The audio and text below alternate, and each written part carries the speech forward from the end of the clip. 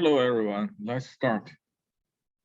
So today we will talk about binary adder. So the function of a binary adder is very simple. We just do a addition. So we use A plus B, and the result is S. So here is one example. So A can be 5, B can be 7. So the sum can be 12. So an adder is a piece of circuit that can add two binary numbers.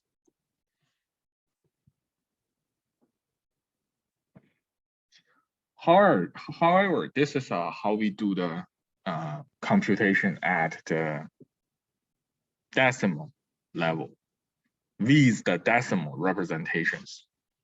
So in the real circuit, we need to convert everything to binary. So 5 will be converted to 101, and 7 will be converted to 111. Because our adder is a 4 bits, so we have to, pad a 0 or add a 0 in the most significant bit.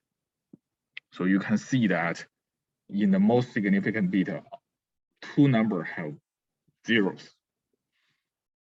And then you can see that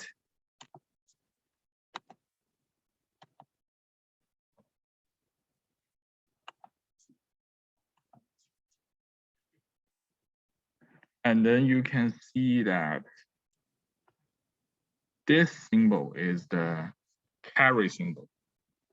When we have a, 1 plus 1, the result is 2, of course. But in the binary representation, we have a 1, 0. Then we write the 0 here. But I have a carry to the higher bit position. And then this is also a carry. This is the third carry. So this is the circuit which can compute this addition. We have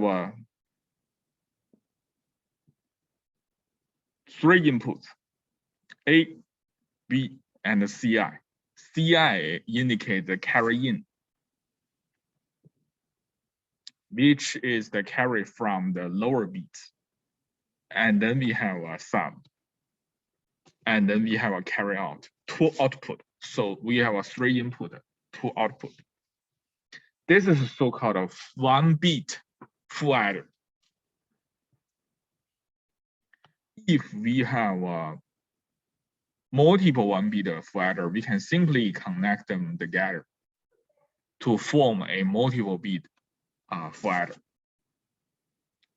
So the carry out of the lower bit will be connected to the carry in of the higher bit adder. Sequentially, of course, you can see that this is actually the critical path. The carry computation is actually on the critical path of this piece of circuit. And then you have the sum, 4-bit sum here. When you plug your 4 bits A and 4 bits B in the corresponding position of this piece of circuit in the corresponding inputs, you can have your sum result immediately.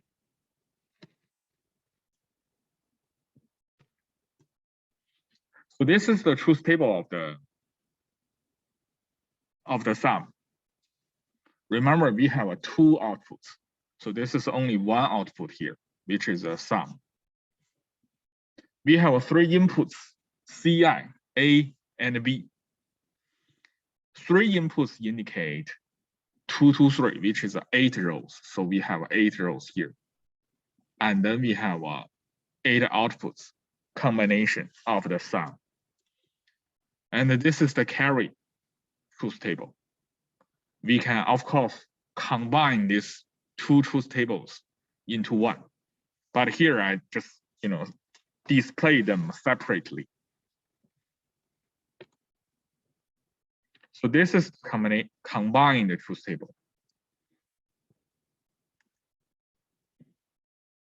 Again, in order to convert this truth table to the piece of circuit, we can write the sum of the product canonical form.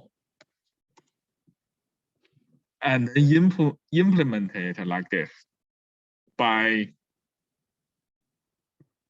1 OR gate, 4 AND gate, and a 3 NOT gate. NOT gate, we can have this sum. And this is how can we implement carry. Again, we can use the canonical form, sum of the products. We just pick up the row which can generate a 1 and sum them together. And then this one also requires 3 NOT gates, 4 AND gates, and 1 OR gate. So this OR gate is actually a 4 inputs OR gate. And this is 3 input AND gate.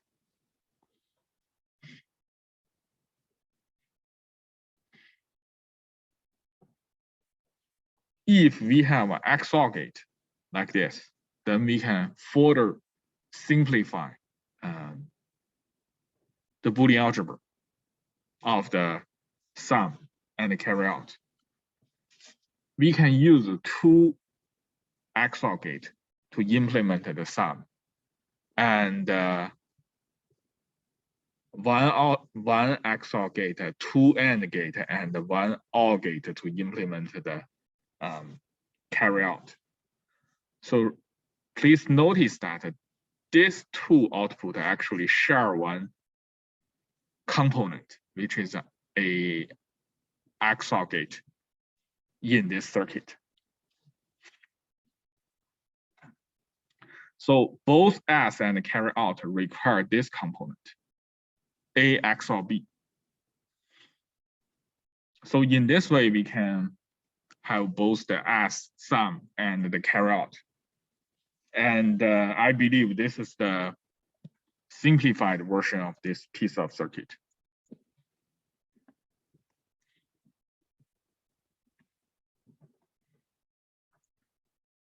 We can separate them, the implementation, or we can implement as a component, as a unit for the sum and carry out. And this is so-called 1-bit full adder. So this is how we can use this full adder to do the computation. We just apply A and B on their corresponding bit position. And then we can have the S at the output end. This full adder is a so-called binary adder, or sequential adder, or ripple carry adder. So you can see that the critical path is the computation of the carry bit.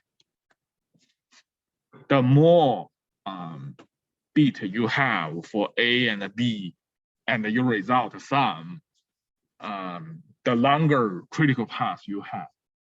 So if you use this method to implement maybe 2-bit adder, then you have no problem. But how about 256-bit? Then your critical path will be very long, which means that your circuit can run at a very low frequency because your critical path is very long. You have a huge delay on the critical path. And then we can rewrite the circuit like this.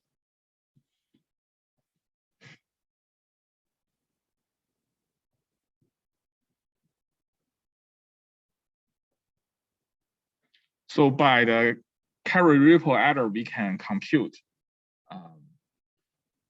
addition with the help of two's complement form, we can use the adder to compute the subtraction.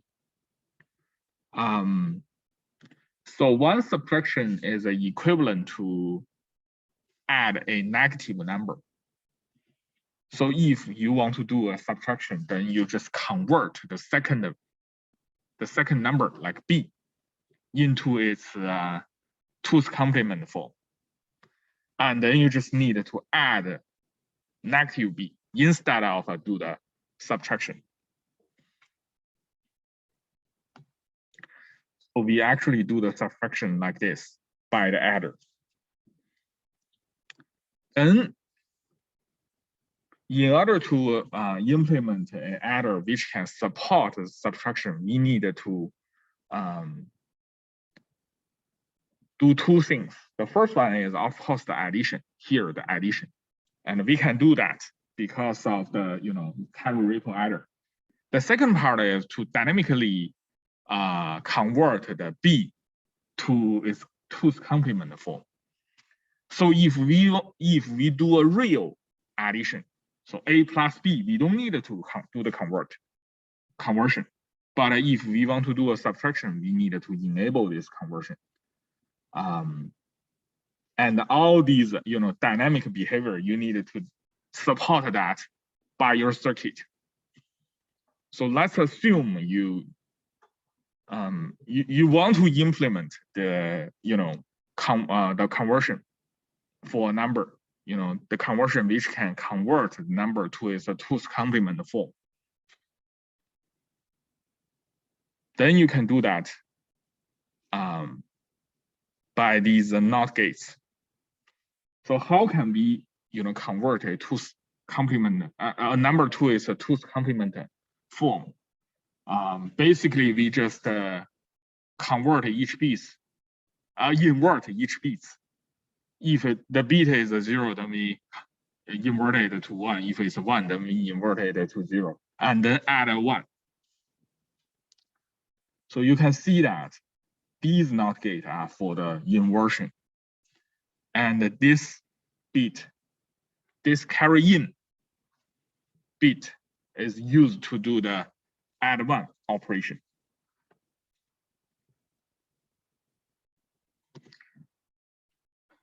So if you want to do the sum operation, you just give this input a 0, then here you have a 1, and then this adder will add a 1 for you because you send a 1 signal to its carry in bit. Then all these NOT gate can help you to do the inversion.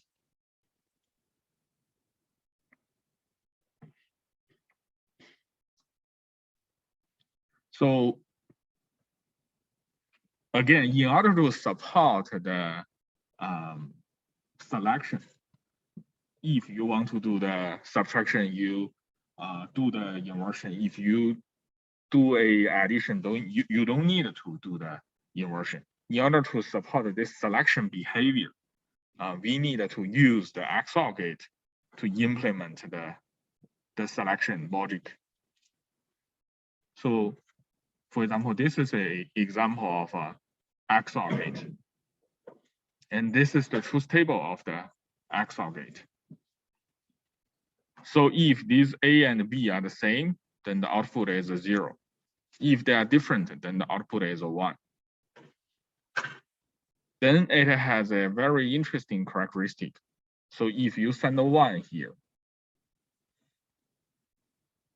then the B is always 1. Then we just need to look at this row and this row. And then you can find out when I constantly send a 1 here, the XOR gate is actually is changed to a NOT gate because we only need to see these 2 rows. From the perspective of A, this is a NOT gate because if A is a 0, then the output is 1. If A is a 1, then the output is a 0. So this is a NOT gate. If I constantly send a 0 here, then you just need to look at these 2 rows, the first row and the third row. then it's a passing gate. You don't do any change, you don't do any computation. If A is a 0, then it's a 0. If A is 1, then it's 1. You just pass the value of A to the output.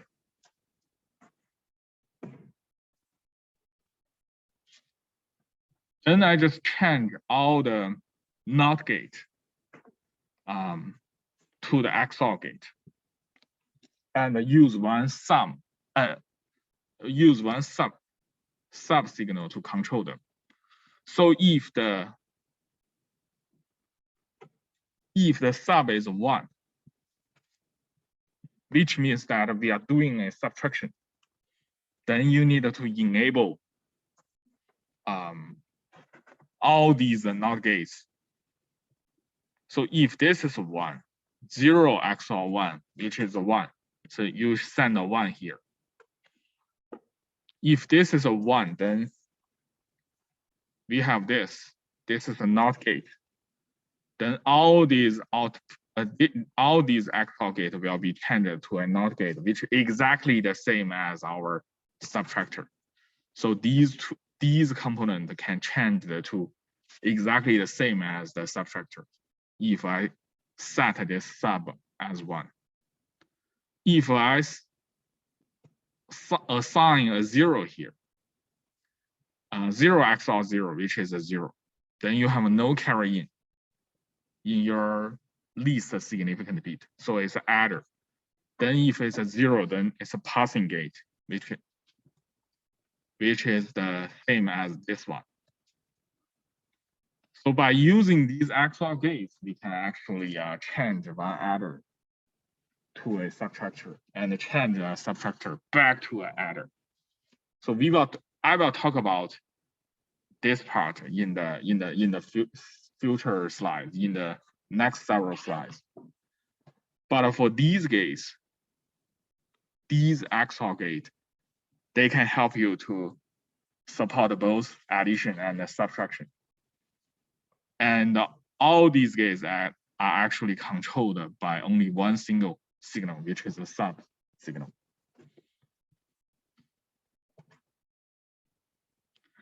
And let's see one example to compute the addition or the subtraction.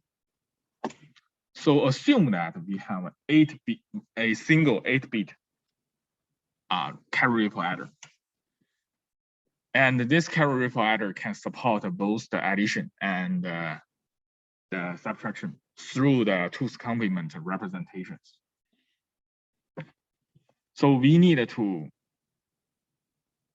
add 70, and we need to perform 70 add 60. Then we first convert 70 to its binary representations, and the 60 to binary representations, and then add them bit by bit. So these are the carry bit. For example, this bit is 1, this bit is 1, then we have 0 here and a carry out. So for this bit, this is a carry in. And then you can compute the result like this.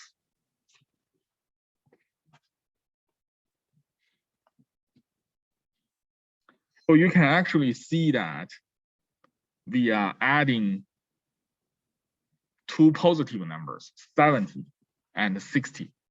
But you can see that the output is actually a negative number because the most significant bit is 1. In the two's complement representation, if your most significant bit is 1, then it's a negative number. So that's impossible. We have overflow. The so-called overflow means 8-bit cannot represent the result of the sum between 70 and 60. You need more bits. If you do not detect this overflow, then potentially you will have an error. And this piece of logic can help you to do the detection, overflow detection. And then we will talk about how can we do that? How can we achieve that? So we have a overflow when we add 2 positive numbers, but the result is a negative 1. or we add two negative number, but the result is a positive one.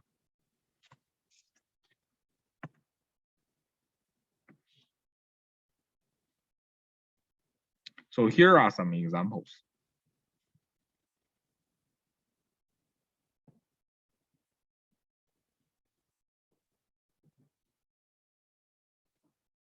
So the overflow for signed number happens when the carry in into the most significant bit is not equal to the carry out.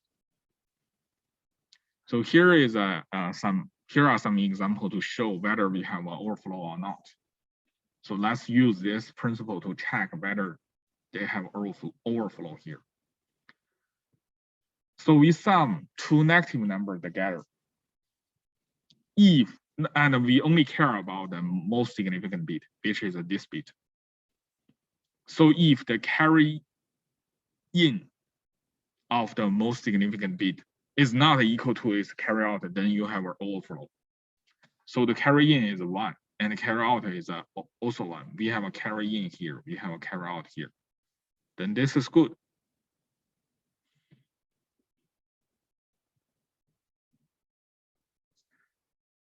So how about this one?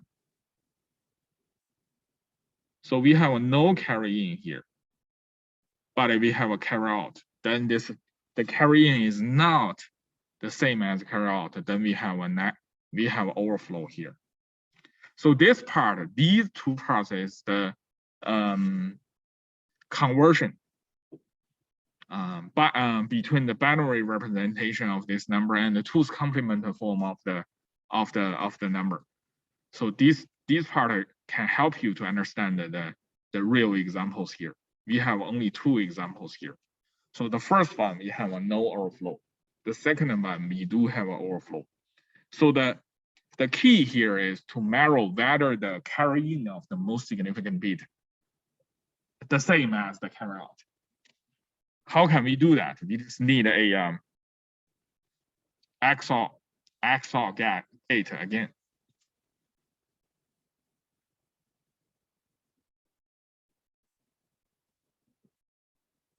To narrow the carry in and the carry out. So like this. This is the carry in and this is the carry out.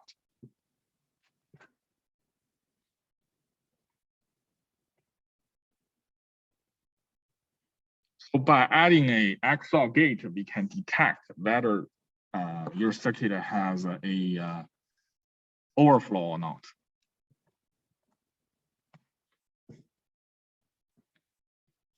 The most significant disadvantage of this adder is that the critical path, long critical path, because each part of this ripple carry adder is very simple. It's just 1 bit full adder, and we just need to connect them sequentially together. If you need a 32 bit, then you need a 32 bit 1 bit full adder, and then you connect them sequentially. So you can see that on the critical path, you have a 32 1 bit full adder. And this is the computation of the delay.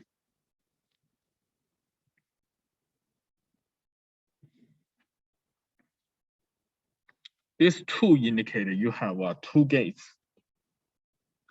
in the 1 bit full adder. So how did you know how many gates you have? You can see this circuit. So you can see in this circuit, the critical path is 2 gates. Either these 2 gates or these 2 gates. So that's the reason why when we compute the critical path delay, we multiply our 2 here. The first one has a 3. The first carry in from the carry in to the carry out, there are 3 gates. You can check that with the 1 bit full adder. But for the rest 31 adders, each adder may only have a 2 gate on its critical path. Totally, we have 65 gates. The more gates you have, the longer the delay you have to pay. So our homework 2 is to implement a full adder. You can implement a 32-bit full adder by following these figures. Any questions?